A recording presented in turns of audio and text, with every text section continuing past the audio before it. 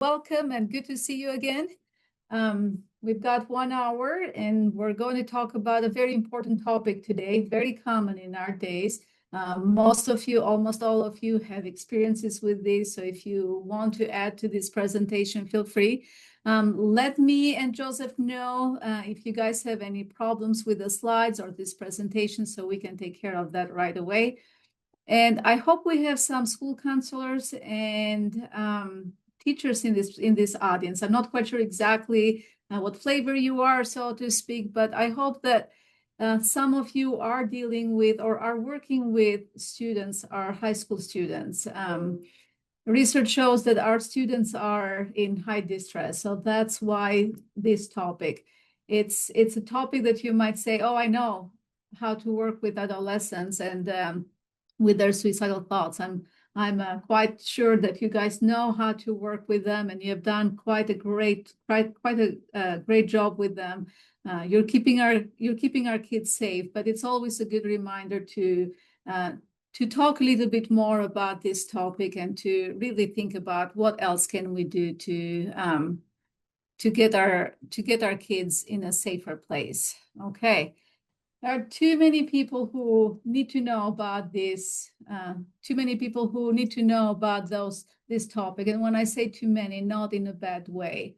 The more people are aware about how to work with adolescents, how to notice the warning signs and the risk factors and the protective factors, the safer we keep our kids. We've got the therapists who are always vigilant about their patients and any signs of mental illness, any signs of other stresses that they have. But we also need to involve the schools and communities. We need to involve our pediatricians and other providers who really work so closely with the adolescents. They need to be trained and they need to be aware about any campaigns about suicidal ideation and death by suicide and how we can protect our kids. This is an important topic. I've got some numbers for you guys just to see how significant this issue is and why our work as mental health therapists and school counselors and teachers is so important to protect our kids. Between 15 and 19-year-olds, we've got quite a bit of young people who are taking their life by suicide, who are dying, and it's heartbreaking. These kids have their whole life ahead of them, but they don't see how they can get out of the crisis that they are experiencing for the moment. So we really need to help them with giving some hope and helping them to get the resources that they need. Not only the number of teens who are dying by suicide is increasing, but also you can see here the methods that they are using and also how those how those methods are being used in different ages. You've got here the 10 and 14-year-olds and the 15 and 19-year-olds. And for the 10 and 14-year-olds, we see more of that suffocation, things to be aware of. And for the 15 and 19-year-old, mostly with guns. So a lot of people have guns in their home. When we do that safety planning, it's very important to really understand or to help the parents or the teachers or somebody else who is working and who is in connection with those teens to understand what will be some of the lethal items that are at home. Medication. I work at Aspen Grove, and we see a lot of our teens who are trying to take their life by using even over-the-counter medication. So the more awareness we provide to parents and school teachers, the better we are going to be able to protect our young kids. 2021. The most significant group who struggled with depression and sadness, which was also prone for more suicidal ideation, was the LGBTQ plus population. So today, for me, this slide is one of the most important slides of the presentation to really understand where should we pay more attention to, which group of people. We've got more girls who are thinking about suicide, who are struggling with more depression, and girls sometimes have more attempts but boys, unfortunately, die more by suicide. So look at some of the statistics when it comes to different ethnicities. White youth, 12.4. These are per 100,000 youth. Asian, 9.4, and Hispanic, 7.9. While these numbers are just numbers, look at the percentage in rates, the increase. In Black youth between 18 and 21, we've got the highest increase compared to all the other races. Black youth struggled the most. 36.6% increase compared to other races, and also the American Indian and Alaska Natives, 36.3. What this means to me is that the groups that we really need to pay more attention is the LGBTQ population, the Black and the American Indian or Alaska youth.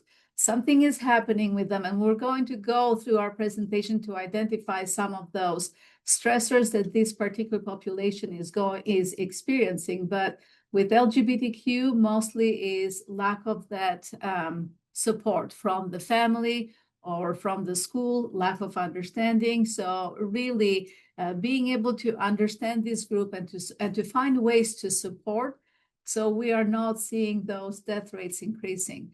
With Black youth, we've got quite a bit of societal things that are going on.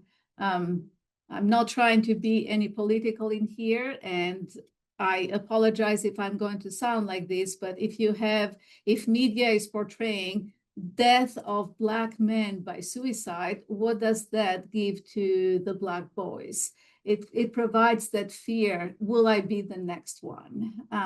If this is what's happening in our society, then I might just, especially if they have a family member who has died by certain circumstances in our society. So we really need to be aware of what is going on with mental health and what is going on in our society for this kind of population to have higher rates of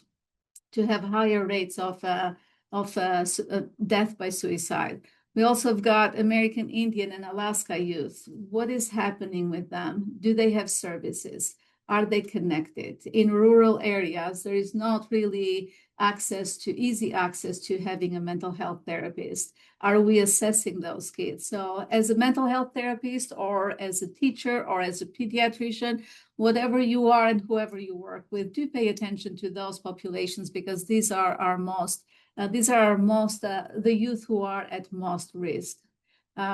Utah is not behind either. I thought it was interesting to show to you guys a little bit of information about how we are doing with our own youth.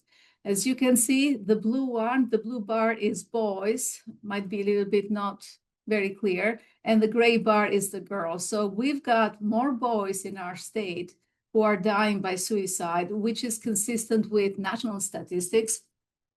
More girls will attempt, but more boys will die. But look at that. In 2000, in the ages of 18 and 19, we have the highest number of girls who died at that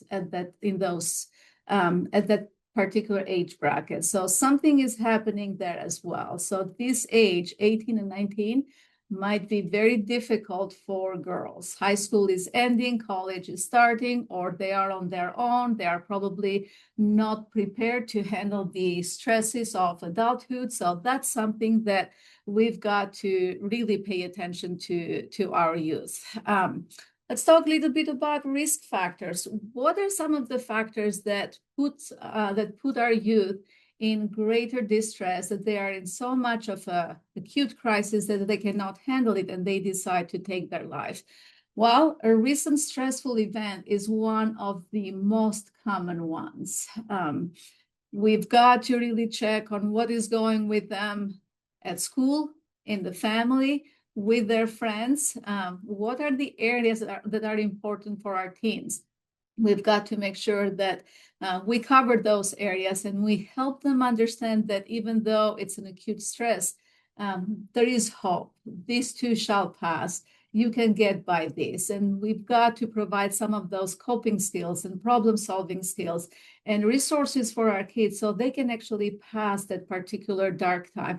When they are in that dark window, there is nothing else that they see only darkness. But if we could be there for them, be that therapist, that school teacher, that counselor who supports them, who listens to them, who understands what this crisis means to them, hopefully we can give them the hope that they need to pass through that crisis.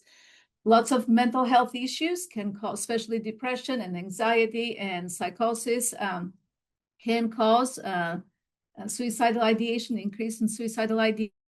It's not the main cause that creates the suicidal ideations, but we've got to make sure that we understand when we do the assessment for those kids, one of the, basically as we assess for risk factors, do they have a history of suicide attempts?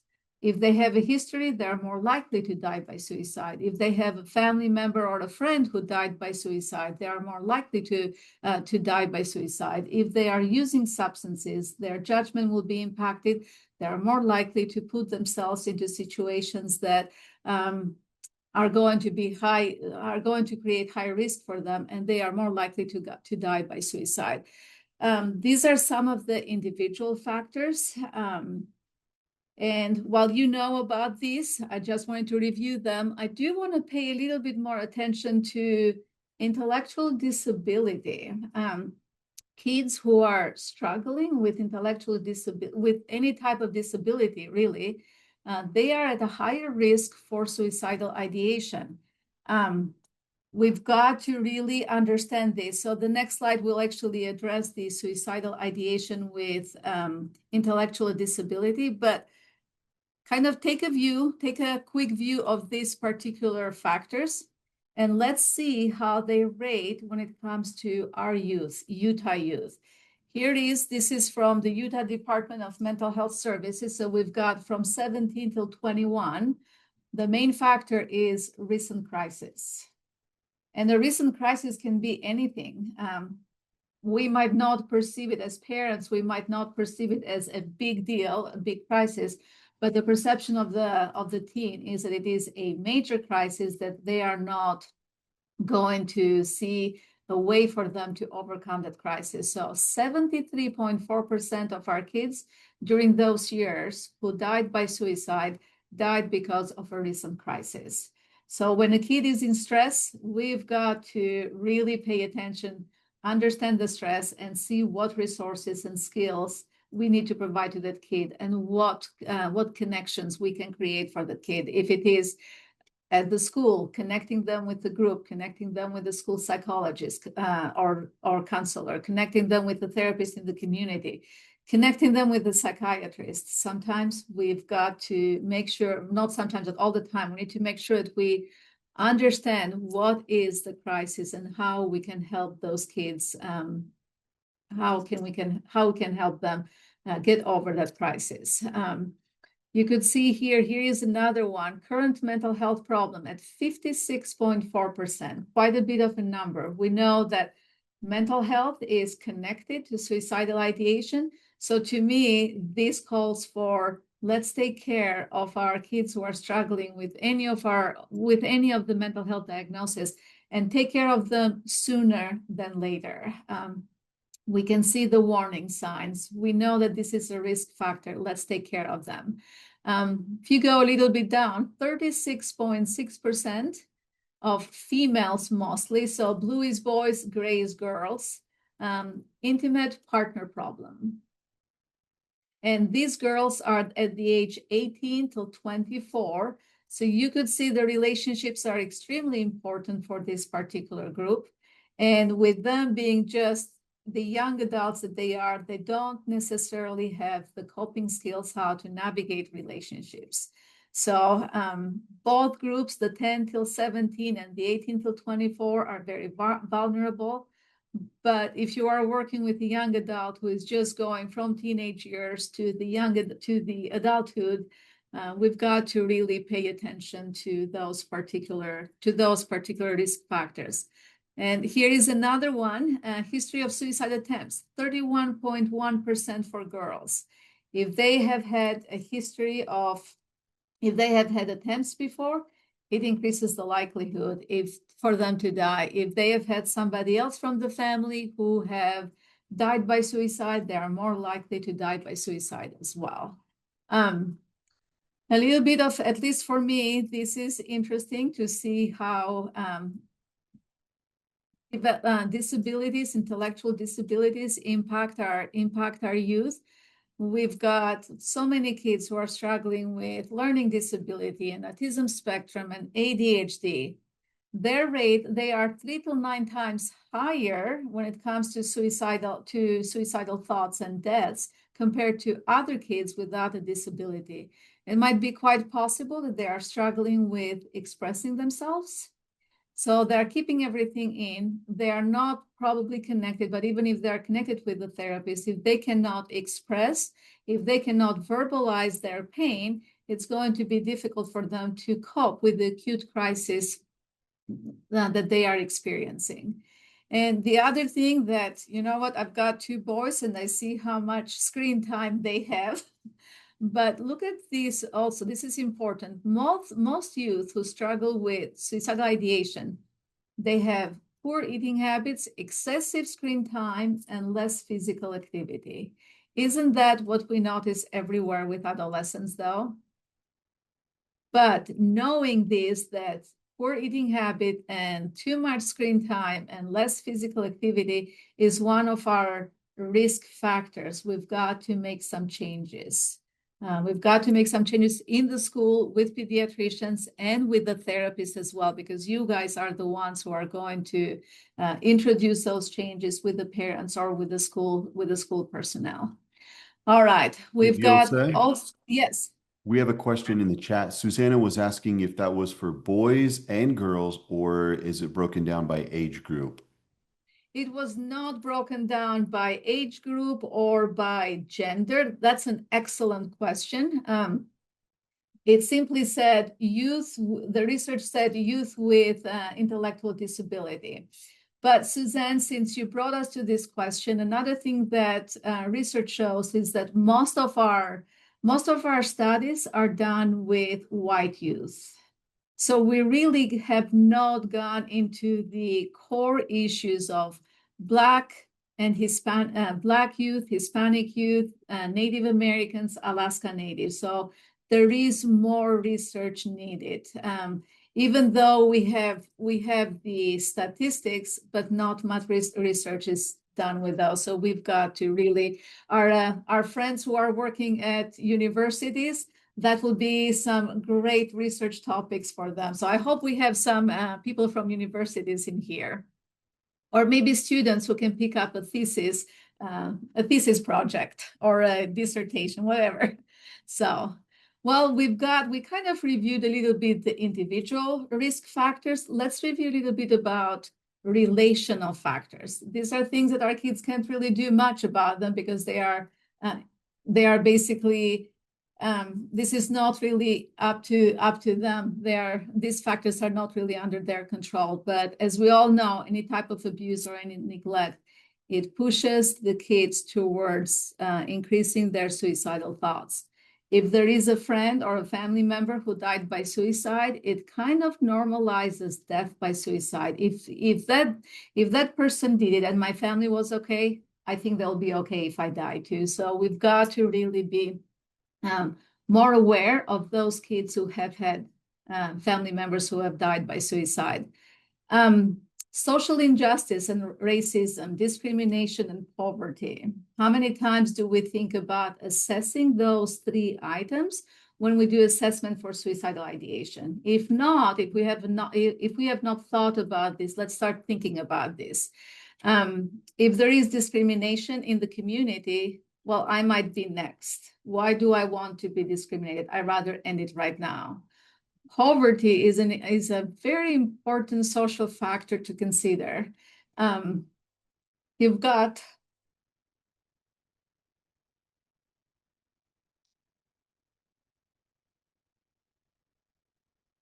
you know what? I'm a person who cries often. if I could get a presentation without crying, that would be great. But we have kids who are living in poverty. They have lack of resources. They cannot be assessed, even though they might be struggling with mental issues or mental health issues or other social things that are going on. They don't have the same access to mental health or to physical health care as some of our kids in urban areas. So for rural areas, if you are a therapist or a school counselor or a teacher who is working in rural areas, make sure that when you do the assessment, think about poverty as well. It might be, if I'm dying, my family might be, oh dear, if I die, my family will have an easier time because they don't have to feed me. Or it might be, well, there is no access. Who cares about if I'm dead or not? So really pay attention to those social constructs because they are important when it comes to understanding the mental state of our youth and their suicidal ideation. Social media is something that we really need to pay attention to. Most of our kids are quite active in social media. Social media has positive effects and negative effects on our kids. For a lot of our kids, they find a community in social media that can support them, and they express themselves freely, especially for those kids who do not find the support that they need in their schools or in their families.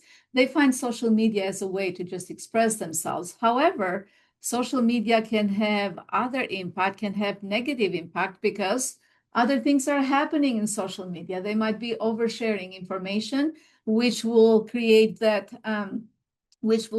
bullying and the harassment. We have had teens who died because of social media. They had posted nude pictures in social media, and those pictures were used to threaten the teen. And due to the embarrassment or other things going on, the teen decided to kill themselves. We have had teens who died because they were thinking that they were talking to another teen, but they were talking to adults, predators, who used certain information about the teen to threaten the teen to do something, and the teen decided to die. So we've got quite a bit of issues with the social media. While it can be used for good things, it can also be very risky for our teens. So if you are working with a teen who is quite active in social media and is reporting suicidal ideation, I would suggest that you think about or ask the kid about what are you exposed in social media? Who are you talking to? What kind of activity you are actually noticing in social media? Because there is quite a bit that is happening for the kids. How social media portrays death by suicide impacts the whole society. And you might know more examples about this, but here is two things that came to my mind. In 2024, we had the actor Robin Williams, who died by suicide. In 2017, we had the movie 13 Reasons Why. Immediately after those two incidents, the suicide rate on our teenagers increased. With Robin Williams' suicide, we saw a 10% increase in deaths, and with the movie 13 Reasons Why, 29% increase. These are ridiculous numbers to see how many people we are losing, and that is because the media, how we are portraying.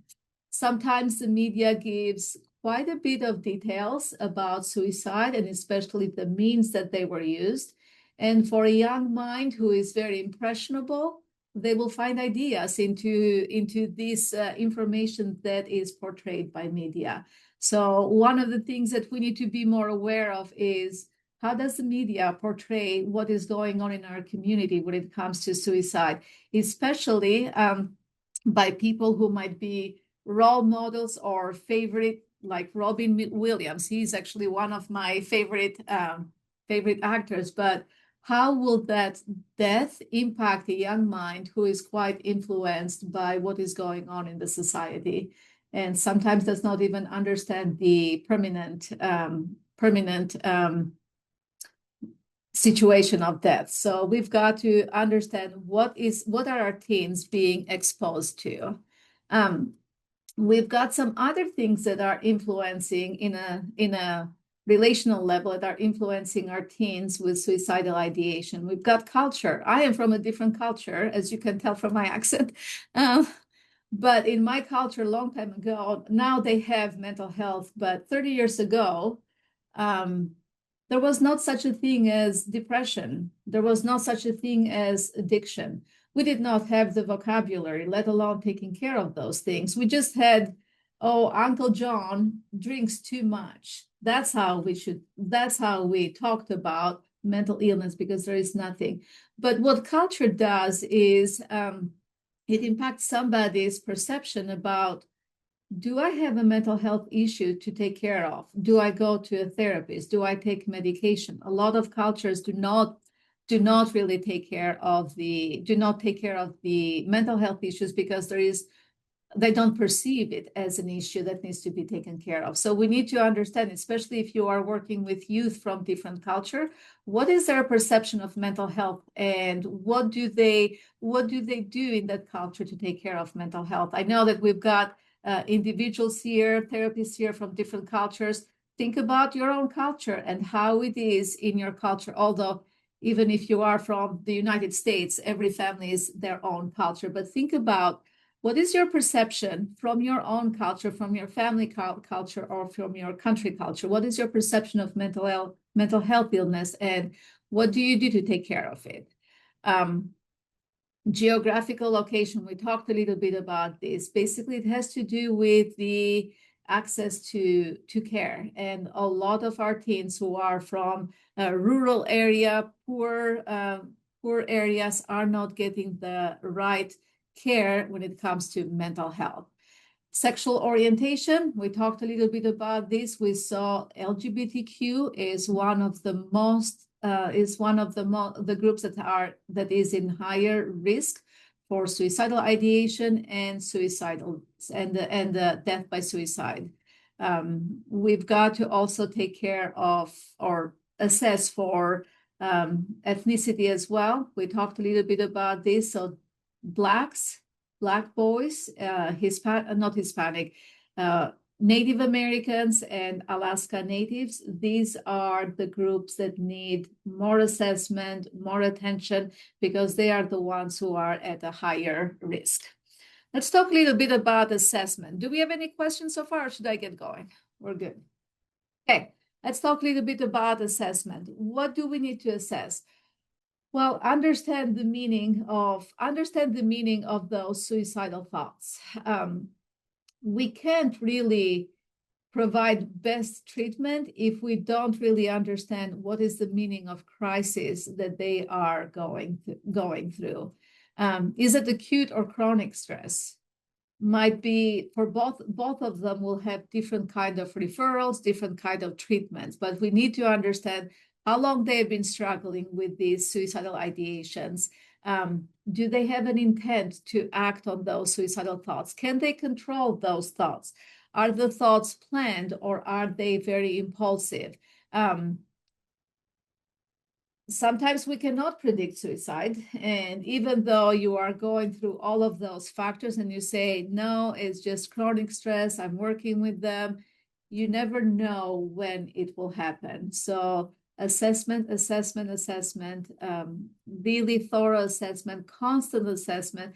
You're not doing assessment just in the very beginning of your therapy and you are done. You're constantly assessing, because somebody who is experiencing even chronic stress, there will be a time that chronic stress might be an acute stress because of the situations that they might be experiencing from family or from school or from other things that are happening in the society. So be able to assess for risk factors. We went over some of them. What are their warning signs? Most of them most of them, or even the parents, will know some of the warning signs, and as soon, or the school teachers. And I would say that as we are assessing those kids and as we are treating, a big part of our work should be with our parents and teachers, because they are the first ones who are going to notice some of the warning signs. But we also need to know about the protective factors, because when we do the treatment plan, we have to use those protective factors to really help them with, to give them some strength and some hope, and the protective factors are going to do that. What are the warning signs? Too many of them, but let's review some of them. If they are struggling with any psychosis, you're going to see that the teen is going to respond to internal stimuli. If they are withdrawing a little bit more than usual, that's something for you to pay attention to. If they're giving away their belongings, that's a big red flag. If they're engaging in dangerous behaviors because they have made up their mind, they don't care anymore. And sometimes they might say, well, if I have a car accident, it might be easier on my mom. I didn't just hang myself or kill myself with a gun. It was just a car accident. So we've got to really think about those. If you see any changes in their personality, they might have come to terms with, I am going to end it tonight. So they might be in a much better mood. Just to give you parents or the teachers or the friends, just another good time with them, and then they're going. It might also be the other way. They're not taking showers. They're not taking care of their hygiene. They don't care. Basically, again, they have come to terms with their death, and they're saying, it doesn't matter. I don't care. So we really need to pay attention in all of those changes in personality or behavior. And really, if they're talking about suicide, that is your big red flag about, we've got to take care of this particular kid. When we assess for how big is this risk, what are we dealing with? Is it something that I need to take my kiddo to the ER now, to the hospital, or just meeting with a therapist is enough? We've got to make sure that we are talking to them about how acute is your risk? Can you manage? Can you be safe? A lot of our teens, when we see them here at our hospital, they actually have asked their parents, they've told the parents, take me to the hospital. I don't think I can be safe today. A lot of them do have that self-awareness. And a lot of them do not have the self-awareness. So it's a teacher who has alerted the therapist, who alerted the parent, I don't think your son is safe today. Let's take him to the hospital. So we've got to really make sure that we are assessing how acute the stress is, and take the necessary precautions for them to be safe. But something that I like to also take the positive approach when assessing for suicide risk. I'd like to ask those questions. What has been helpful for you to control your thoughts? Because it really shows how much they're struggling and what strengths they have. What has kept you alive today? What helped you today to choose life versus death? These tell me a lot about where they are and what mental state they are and what coping skills they have. If they don't have anything, if they say, I don't know, which we get this quite a bit with adolescents, that means you've got to really start with coping skills and with problem solving skills and communication skills. Those three have been very helpful for me: coping skills, problem solving skills, and communication skills. I need them to learn how to communicate with me, with their teachers, with their parents, because when they are struggling, they have to have the communication skills. I need them to have problem-solving skills, because a lot of times those problem-solving skills are going to help them solve the crisis they are into, that they are experiencing. And I also need them to have coping skills, because it's not just one day that they are going to struggle with those thoughts. They need to have those ongoing coping skills. And I also pay attention to how willing or unwilling is the teen when I work on the safety planning. If they are unwilling to work on the safety planning, if they are not identifying the warning signs or coping skills that they need to have, or if they're just taking a kind of whatever approach, that means they're not interested in keeping themselves safe. So when I see that unwillingness for a teen to work with me on safety planning, that is when I'm saying stop, assess. So you can see the assessment is just done at any time of the therapy. There are times that we don't know if a kiddo is just doing having that suicide talk for attention, or they just crying for help or seeking revenge. Consider even the attention seeking, consider it as a very, very risky situations, because sometimes even when it has been attention seeking, they might die by suicide.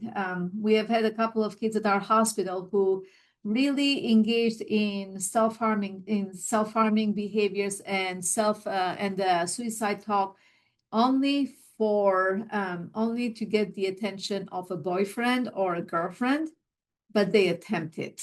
And if it was not for the parent who was available at home and paid attention and took care of the kids, they might have died. So even though you say, oh, it's just attention seeking, she has been talking about this for 3 months and she has not done it, please do pay attention, because you never know when it's going to happen.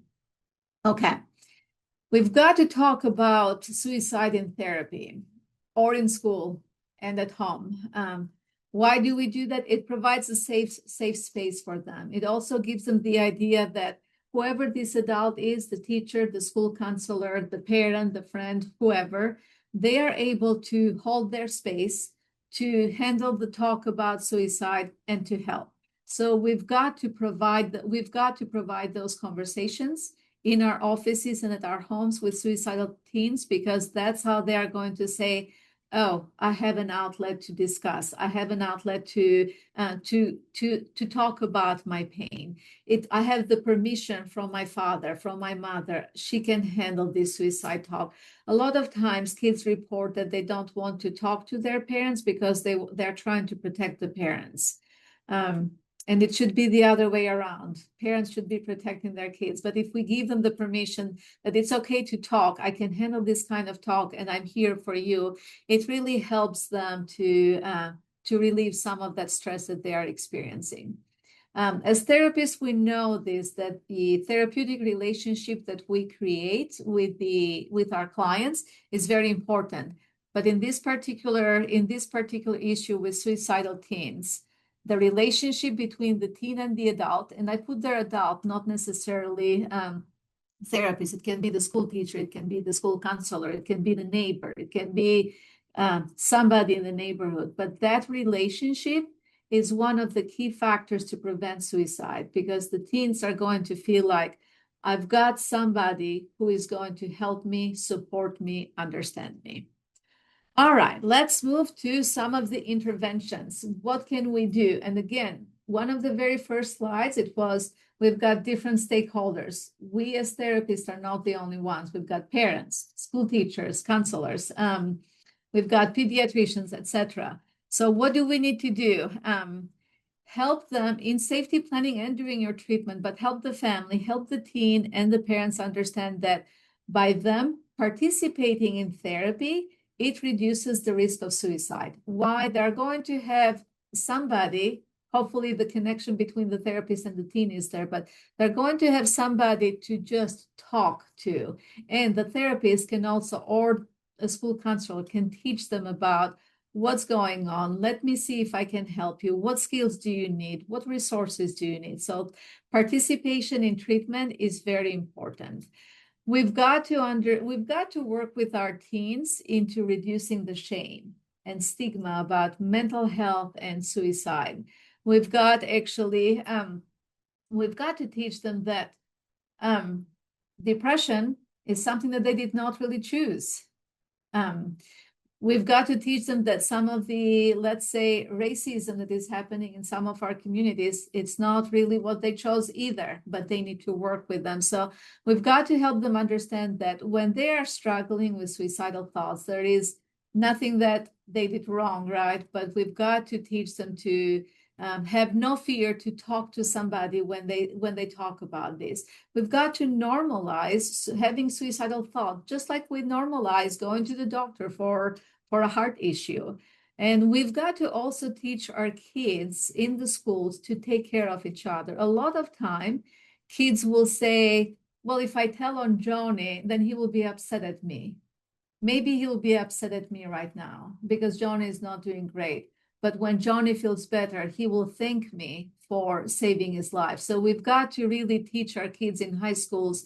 Maybe if we have teachers and school counselors in here, really help the kids understand that it is okay. You're not just telling on somebody. You are helping somebody. You are saving a life. It's important for us to do that. And with that normalizing, it's also important to develop a game plan for what are you going to do if tomorrow you have suicidal thoughts, if tomorrow you feel like dying is a better option than living. So normalizing that, it's going to open the door for us to prepare the kid with coping skills and resources when they are feeling suicidal again, because it will happen. The thing is, if we don't talk about this, the next time that they are feeling suicidal, they don't know what to do. It's better for us to normalize it. You're struggling with depression. You had something significant happen to you. You might feel suicidal. Let's talk about those things.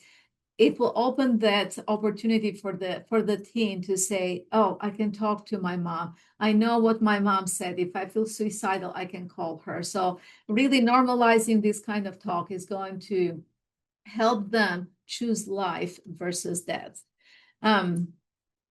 Let's see. I'm going to skip this for the sake of time, you guys, but what we really need is give them, at least for me, you might have other ideas and please do share them, but give them resources, because when they are in stress, they might not see what resources they have.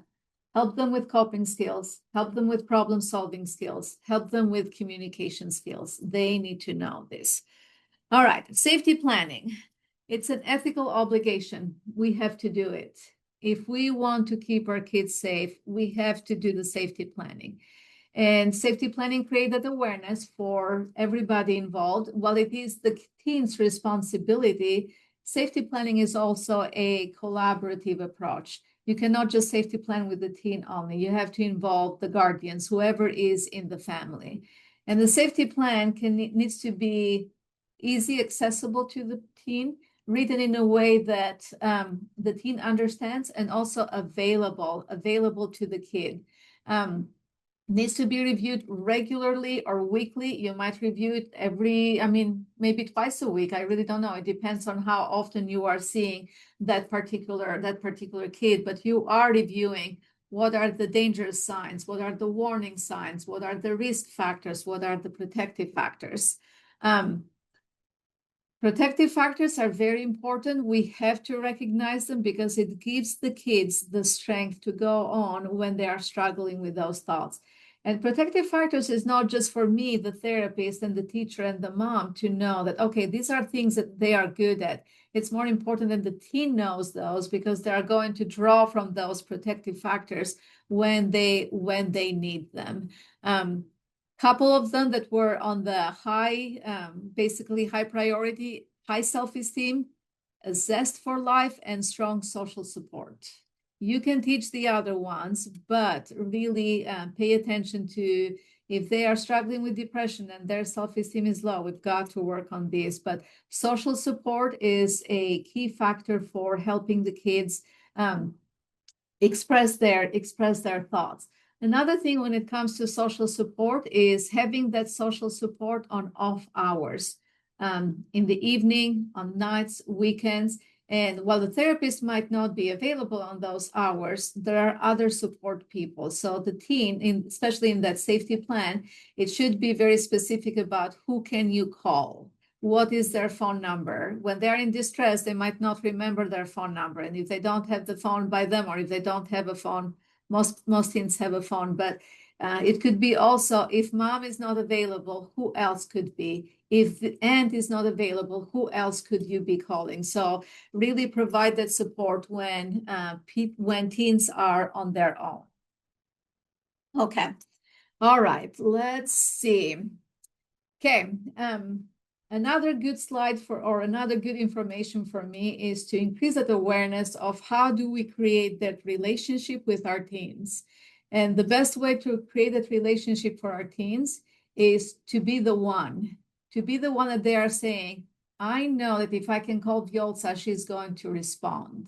I know that if I talk to Vjollca, she's going to understand.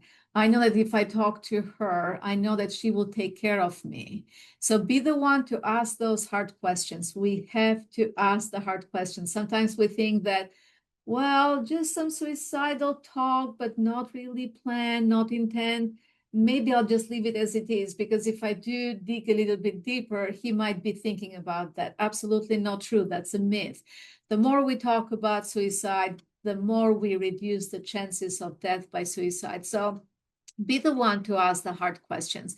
Be the one to be there for them, understand them and love them and support them. Be the one to take the right precautions to keep them safe. Be the one to help them connect, and also follow up. Follow up is very important, especially for you therapists who have a teen who went to the hospital. Give them a call, or a teacher, give them a call. They will appreciate that phone call, and research shows that this kind of connection makes a difference and reduces the suicidal thoughts, because they're thinking, I have one person who cares about me. All right. The best thing to do is to really provide that hope, for them, and to reduce the stigma. One way to also reduce the stigma is to work with the language, to use appropriate language. We cannot say committed suicide, because committed has that negative connotation. Somebody commits sin. No, people who died by suicide are in significant distress. So died by suicide, death by suicide. So if we use an appropriate language, we also reduce that shame and stigma that is in that particular group of people, in general in society as well, though. But some things in a kind of a bigger scale, expand access, especially for the rural area. We've got to provide assessment. We've got to provide screening. We've got to provide treatment for those youth who cannot really have access to mental health therapy or other types of treatment. Limit access to means. We know how they die, right? Guns, suffocation, medication, ropes, sharps.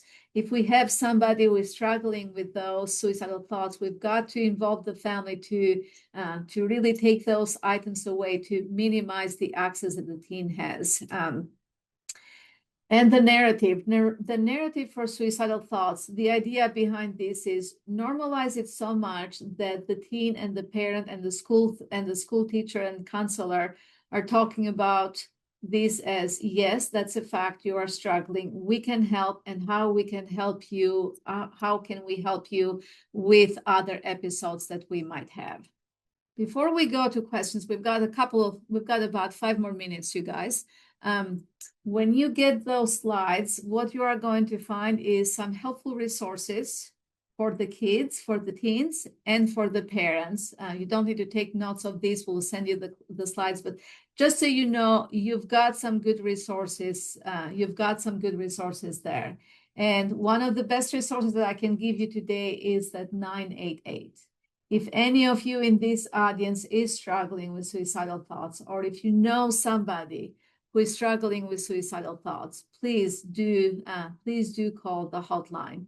It can save a life. Okay. Any other suggestions from you guys? You heard me talking for about an hour in here, but what has been helpful for you? What have you found that we can benefit from other great work that other therapists are doing? Hi. I really like that you brought up strengths and focusing on strengths that that they can pull from, use, and remind themselves what they do have. I thought that was really valuable. One thing that I really connect with teens is music and love of music, and to combine that in with what songs make you feel hopeful, what songs make you I feel love this way, that. and put that into a list that they can pull from whenever they are feeling. Holly, that's great. What songs can give you hope? And wow, that's great. I love that. That's great.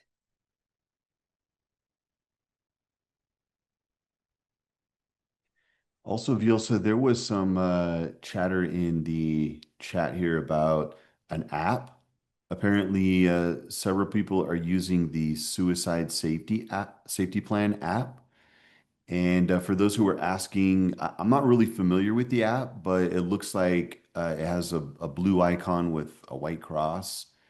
Someone was asking what the icon looked like because they wanted to download it and try it out. But it sounds like Chandni and maybe a few others have used the app in the past, and they find it very valuable. That's great. Also, there was another question about, if we had a sample or an example of assessment that we use, and if we Oh, don't have one handy, then like maybe Vjollca, you could just briefly go over like what are some of the things that are asked in an assessment for yes. those who aren't familiar. You know what? We actually use the Columbia scale in here for screening. We can actually send you a copy of that. I can actually attach it to the slides, Joseph. It's really a great one. And it starts on admission. I've used it in outpatient as well, but the first few questions are just for kind of a brief screening. You could do for the lifetime. It's really a good assessment because it's assessing for the last month and for the last 3 months. I can send that with the slides. Great. And there was a question early on.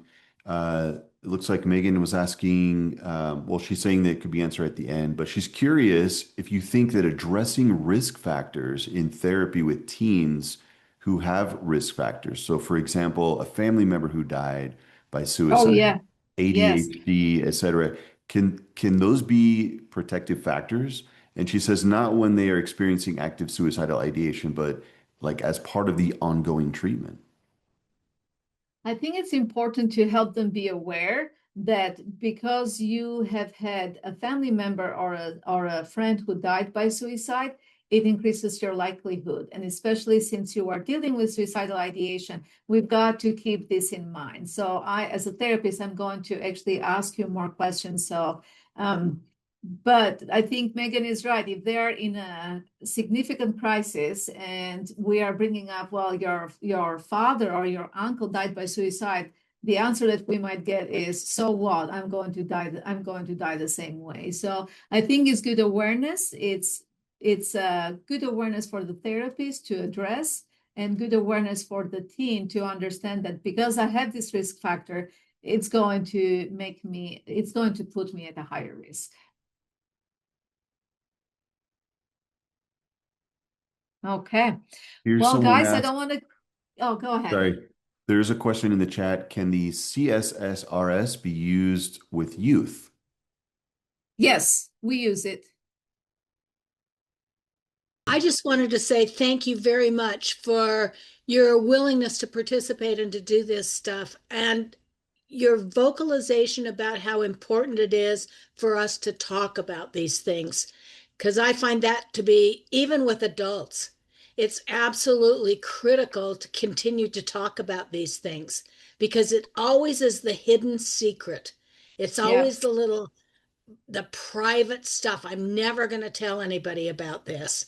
And I think it's so important that you reiterated how important it is for us to talk about it and be open with our Yeah. children, with our friends, with our families. Just, if it's not a big deal, we can all talk about it. And Yes. I think Yeah. that's so important. Thank you so much for sharing that. You're welcome, Pamela, and thank you for your comment. Were there any other questions or anything before we let Vjollca go today? If not, Vjollca, thank you so much for your time and your preparation. What a wonderful presentation. Thank you. All right. And for anyone also wondering when our next CE will be, we won't be having any more CEs during the month of December, but we hope to reconvene in January. So generally, we're doing these on the second and fourth Tuesday of every month, and we do them at the same time, 12 to 1. So mark your calendar and stay tuned, and we'll have some more exciting CEs coming your way. Again, thank you everyone for joining us and have a wonderful afternoon.